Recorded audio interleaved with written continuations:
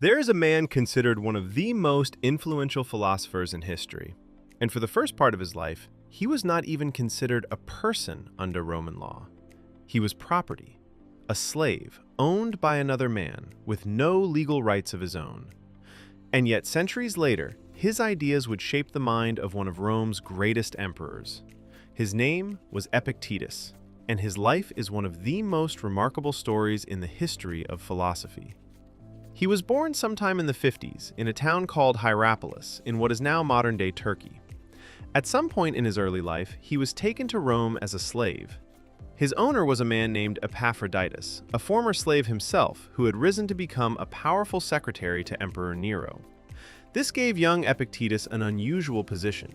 He had no freedom, no legal identity of his own, and yet he lived inside the political center of the Roman world. And somehow, in the middle of this, he found philosophy.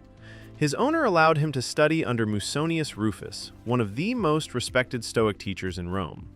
It is a strange detail of history. A man with no legal freedom was permitted to study the philosophy of freedom itself. Ancient sources describe a moment that captures who Epictetus was, even as a slave. According to one account, his owner grew violently angry and began twisting his leg. Epictetus is said to have calmly warned him that the leg would break. When it did break, he did not cry out or panic. He simply said that he had told him so.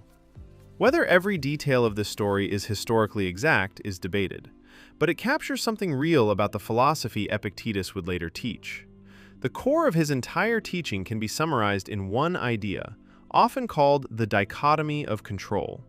Some things are within our power: our thoughts, our choices, our reactions.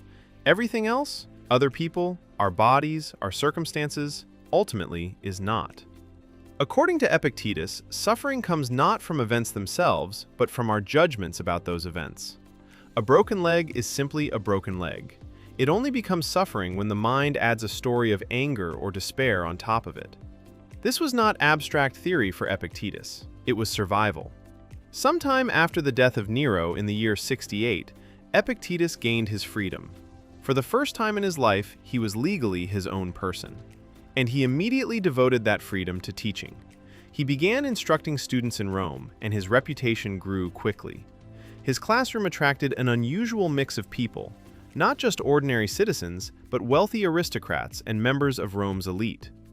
According to historical tradition, one of the young men who came to hear him speak would later become one of Rome's most powerful emperors, Hadrian. Think about that for a moment. A man who had spent years of his life legally classified as property was now shaping the thinking of Rome's future ruling class. But his time in Rome would not last forever. Around the year 93, Emperor Domitian, growing increasingly paranoid and hostile toward philosophers, banished them all from the city. Epictetus was forced to leave everything he had built in Rome behind. He traveled to Nicopolis, a Greek city on the western coast, and started over completely. There, he founded a new school of philosophy, and remarkably, his reputation only grew stronger. Students traveled from across the empire to study under him. Epictetus himself never wrote down his own teachings. He believed philosophy was meant to be lived, not simply written and read. Everything we know of his direct teaching survives because one of his students, a man named Arrian, took detailed notes during his lectures.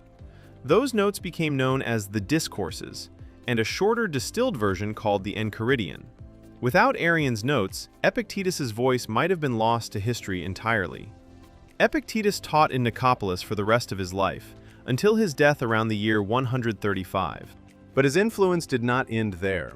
Decades after his death, a young Roman who would eventually become emperor discovered his teachings through Arrian's writings.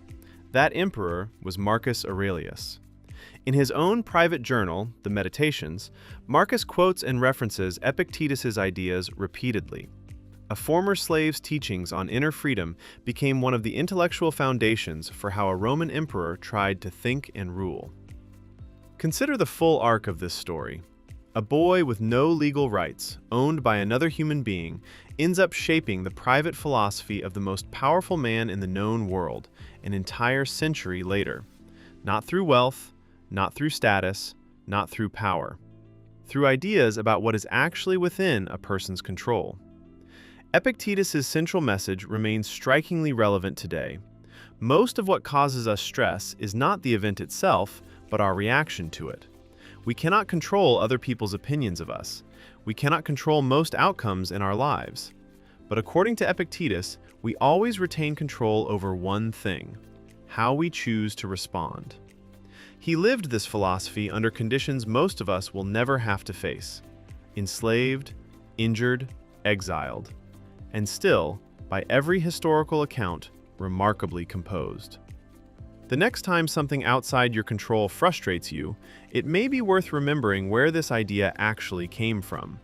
Not from a comfortable philosopher in a peaceful study, but from a man who once had no control over his own body and used that exact experience to define what real freedom means. If this changed how you think about control and freedom, subscribe. Every week, we dig into the real lives behind Stoic philosophy. Not just the quotes, but the people who earned the right to say them.